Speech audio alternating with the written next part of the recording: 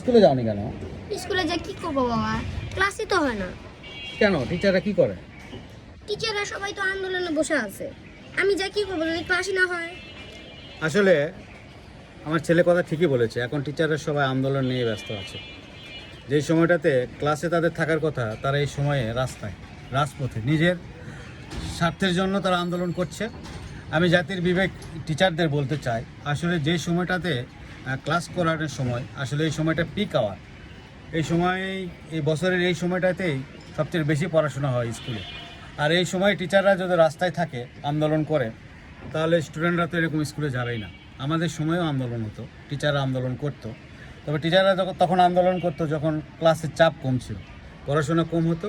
যেই সময়টাতে free time, এই সময়টা তাদের দাবির জন্য আন্দোলন করতো। আর এখন জাতির বিবেকরা যদি এভাবে আন্দোলন করে, আর স্টুডেন্টরা যদি এভাবে বাসায় থাকে, তাহলে এই স্টুডেন্টরা ভবিষ্যতে কী করবে? এই প্রশ্ন রেখেই শেষ করছি। ধন্যবাদ সবাইকে, ভালো থাকবেন, আল্লাহ হাফেজ।